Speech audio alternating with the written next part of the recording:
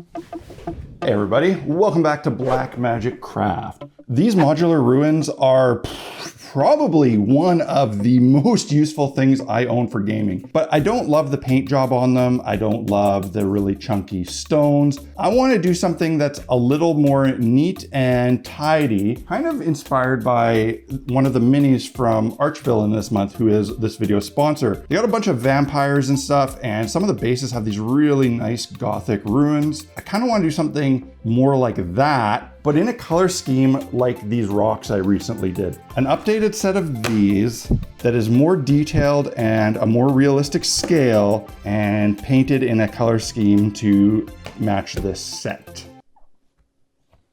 When I made these, it was out of individually cut kind of large foam bricks that I stacked up, and it's really effective, but it's pretty tedious. And if I want to move on to smaller bricks like this, it's going to be a nightmare. Gluing these bricks individually, I don't want to do it.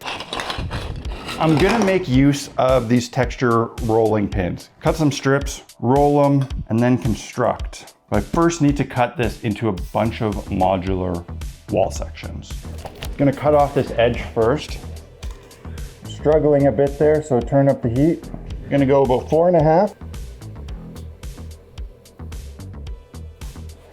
I gotta square this corner off now.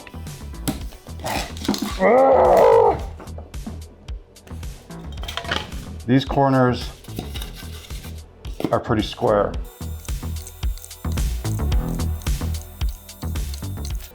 Lots of pressure.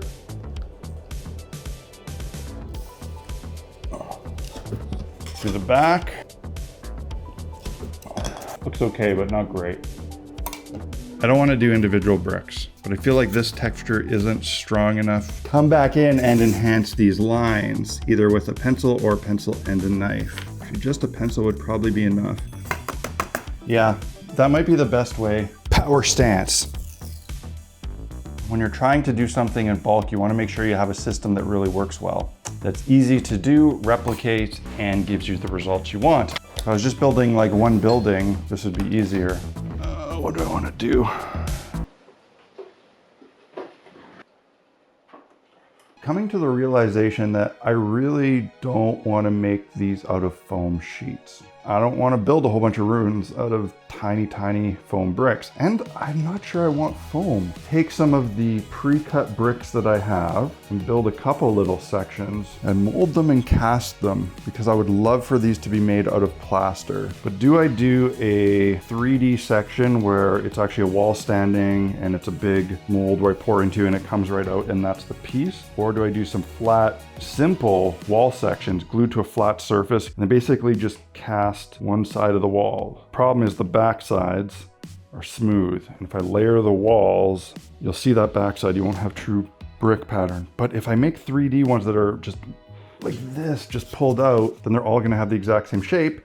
I am going to make some flat wall sections, and then when I assemble them, I won't put them back to back. I'll put a chunk of foam in the middle, because a lot of old castle walls had buildup inside them. It's not necessarily just brick to brick. That'll speed up the process. It'll look good. And I'm gonna make some solid corner pieces. I don't have to interlock bricks. I have a plan.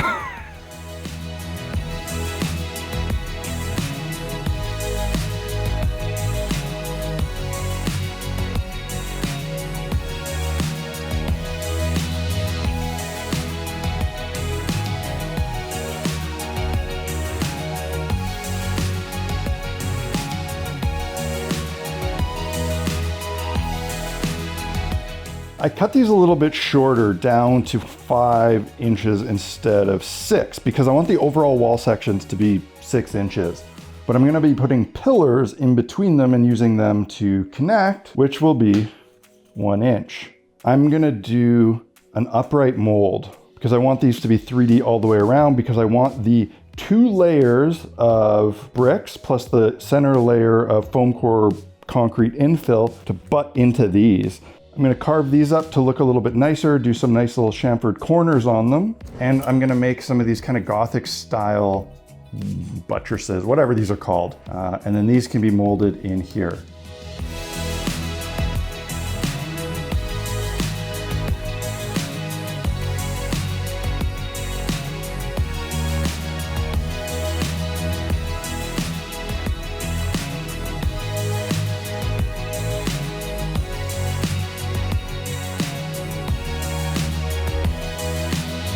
Hold up, we gotta take a second to appreciate this week's sponsor. You know I love me some Archvillain Games minis, and this month they really delivered with an incredible vampire-themed set. I don't care if you're a wargamer that plays some sort of vampire army, a DM running a Ravenloft-style campaign, or a painter who just loves making display pieces. This set's gonna give you a lot of mileage. It's got a fantastic array of blood-sucking, undead, badass models. Now, I love that there's also options. You want an armored dire bat with a ghoulish rider? No problem. You don't want a rider? No problem. You want no armor on the bat so it can look more wild? No problem. Just print the option that you like best, or print them all. For wargamers, this makes it really easy to have a quick, diversified army.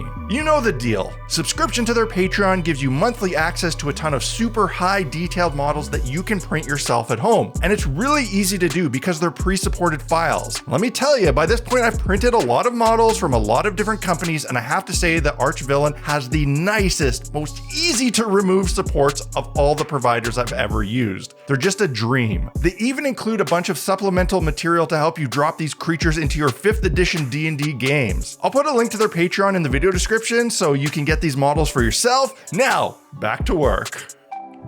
My decision yesterday to switch to molding and casting was done under the assumption that I could just walk into my local art store where I usually buy silicone for molds, buy some, run out that same day, pour the mold overnight, and have it ready for today. Turns out they didn't have any in stock. No Moldstar, no Umu, nothing. And the one other place in the city that's a smooth-on distributor also had nothing in stock. And Amazon shipping was like 2 weeks. So I was, tossing and turning all night last night trying to figure out how I would finish this video, thinking I'd have to stop at this point. But insomnia mixed with Google made me realize Michaels actually now has this Lumalite mold maker. I've never used it before, but it is a platinum cure silicone, which should be similar to Smooth-On's Moldstar. It only has an 8-minute working time, 6 to 8 minutes, so I gotta be fast. If this works, I'll have a mold ready tomorrow that I can pour some plaster into, which is putting me a full day behind my kind of recording schedule here. If I can at least get these molds successfully made, get something cast, and make up one piece that's a proof of concept, I'll be happy. Here we go.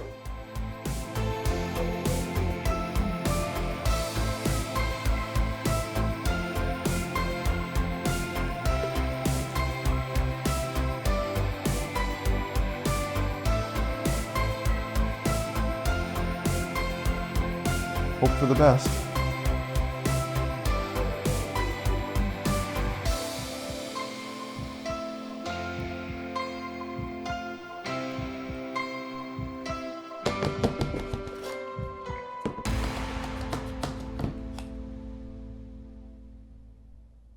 Come on, come on, come on, come on. Be enough, be enough, be enough. It's gonna be close. Oh, no, no, no, no, no, no, no. Wish me luck.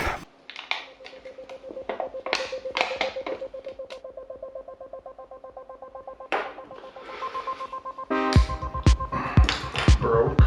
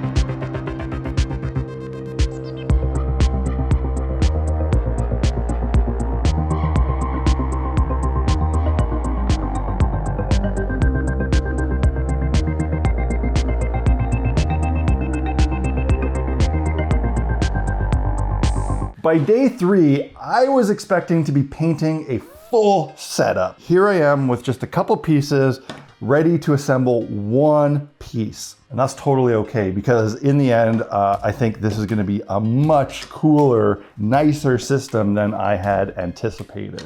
Some of them are still damp, which is not ideal, but I think I can get away with assembly. Looking at these, I'm realizing I could absolutely just glue 2 of these together and use them just like that. However, I'm worried about their durability that way. They might snap really easily, so I'm still tempted to put them sandwiching a piece of foam core. That way there's some flexibility, and honestly, I think that's the way to go. I'll be able to make 2-story structures with this, or like, you know, corner runes. All I gotta do when stacking these is use some of these little pieces that I had made for these buttresses, flip them upside down, maybe get rid of that skull that would be upside down, or sculpt and cast a specific piece for this. But if I put something like that upside down, that would then allow me to have something to rest floors on. But these are ruins, so I gotta break them a bit. And yeah, let's just see how this goes. Whoa, that, I wasn't expecting that to break right on that line like that. That's interesting. That could be very useful. We're gonna want the breaks to be similar on both sides, not exact, and trace it out. I'm gonna cut this section a bit smaller so that it's kind of recessed in the plaster pieces. Gonna use some No More Nails construction adhesive because this will grab really fast.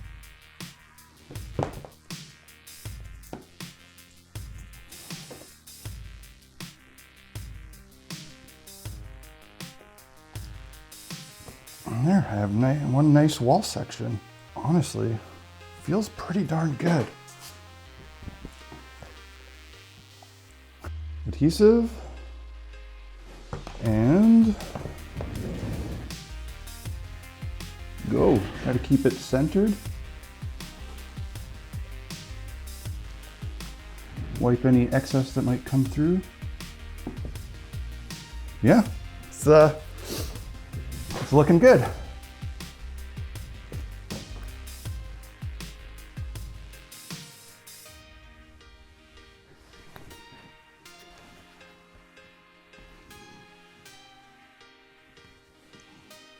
I'm liking it. Oh, it's looking good. I just cracked it a bit when I pushed, and I made this crack here, and that's just fine. You know what? The glue's gonna hold it in place. That crack is gonna be visible, and it's gonna look good.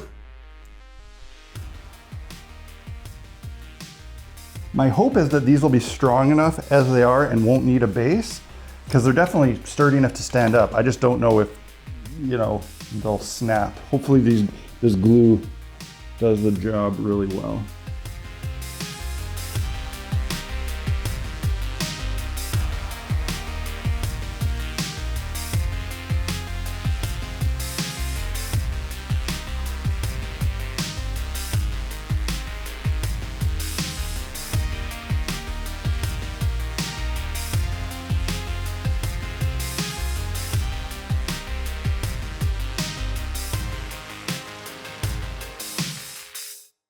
So I didn't get where I wanted to.